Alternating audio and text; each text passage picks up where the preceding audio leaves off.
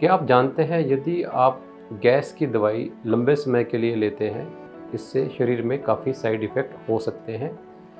ये जो दवाई जिसे हम गैस की दवाई बोलते हैं, ये हमारे एसिड सिक्रीशन को कम करती है। हमारे स्टमक में एसिड बनता है जो कि डाइजेशन के लिए हेल्पफुल होता है।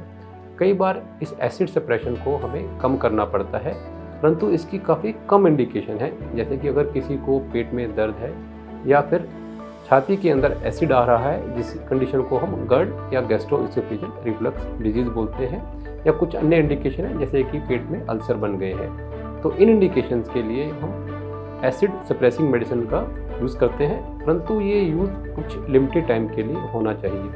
परंतु हमारे देश में एक कॉमन प्रैक्टिस है कि इस दवाई को काफ़ी पेशेंट मिसयूज़ करते हैं। यदि उनको पेट में कोई भी सिम्टम है, जैसे कि गैस बन रही है, तो भी वो एसिड कम करने की दवाइयाँ लेते हैं। इस कंडीशन में इस दवाई से आमतौर पर फ़ायदा नहीं होता है। तो हम अपनी ओपीडी में देखते हैं कि कुछ मरीज काफ़ी लंबे टाइम से ये मेडिसिन लेते हैं, जिससे कि शरीर में काफ़ी साइड इफ़ेक्ट हो सकते हैं। एसिड हमारे शरीर में कुछ मिनरल्स के एब्जॉर्प्शन के लिए ज़रूरी होता है।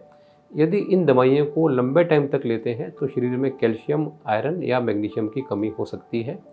ये एसिड बैक्टीरिया से भी लड़ता है।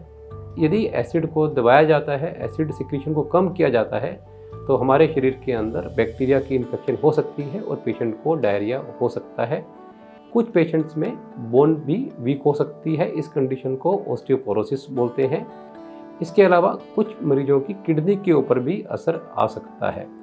तो यदि आप लंबे टाइम से एसिड सप्रेसिंग मेडिसिन ले रहे हैं तो आपको तुरंत सावधान हो जाना चाहिए और अपने गैस्ट्रोएंटरोलॉजिस्ट या फिजिशियन से मिलना चाहिए, क्या इन दवाओं की ज़रूरत है या नहीं है।